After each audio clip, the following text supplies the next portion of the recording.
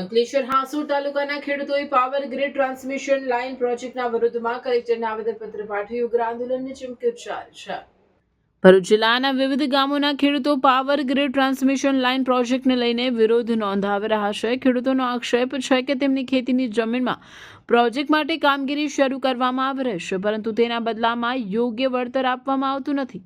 આ બાબતે અંકલેશ્વર હાંસોડના ખેડૂતોએ કલેક્ટરને આવેદનપત્ર પાઠવી રજૂઆત કરી હતી, જેમાં જણાવ્યા અનુસાર જિલ્લા પ્રશાસન દ્વારા આ પ્રોજેક્ટને રાષ્ટ્રીય અને જાહેર હિત માટે જરૂરી ગણાવવામાં આવી રહ્યો છે। તેમ છતાં ખેડૂતોનું કહેવું છે કે વિકાસના નામે તેમના હકોનું ઉલ્લંઘન થઈ રહ્યું છે। તેઓ સ્પષ્ટપણે કહે છે કે તેઓ વિકાસના વિરોધી નથી, પરંતુ યોગ્ય અને ન્યાયપૂર્ણ વળતર વિના જમીન આપવી સ્વીકાર્ય નથી।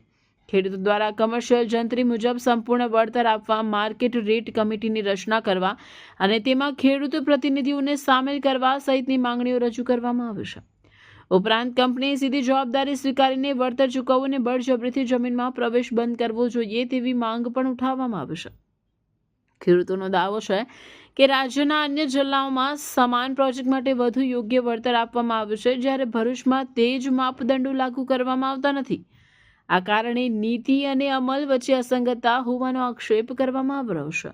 ખેડૂતો દ્વારા ચેતવણી આપવામાં આવી છે કે જો આગામી દિવસોમાં યોગ્ય કાર્યવાહી નહીં કરવામાં આવે તો તેઓ રાજ્યવ્યાપી આંદોલન શરૂ કરશે। રિપોર્ટર રવિ સૈયદ, ભરૂચ। જ્યારે ખેડૂતો કામ કરવા નથી દેતા, પ્રવેશવા નથી દેતા, તો એમને કાયદાનું એક રક્ષણ મળે છે કંપનીને, એટલે કલેક્ટર સાહેબની કોર્ટમાં એ લોકો અરજી કરે છે અને અરજીના આધારે કલેક્ટર સાહેબ અમારા મુદ્દાઓ છે માત્ર વળતરના રોકવા માટેના કોઈ પણ પ્રકારની સંવિધાનમાં જોગવાઈ નથી કે ખેડૂતને સાંભળવા જોઈએ, નહીં સાંભળવા જોઈએ।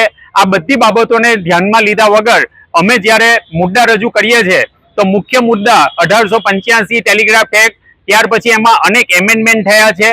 એમાં 10(1) પ્રક્રિયા મુજબ બજાર કિંમત પ્રમાણે વળતર ચૂકવવાની જોગવાઈ છે અને એ લોકો વન ટાઈમ પેમેન્ટની જોગવાઈના આધારે ખેડૂતોને વળતર ચૂકવે છે। જ્યારે સંવિધાનની અંદર બીજી એક જોગવાઈ છે 62(e) મુજબ ખેડૂતોને ભાડું આપવાની જોગવાઈ પણ છે, જેનો આજ દિન સુધી કોઈએ ધ્યાન પર લીધું નથી અને એનો સરેઆમ ઉલ્લંઘન કરે છે।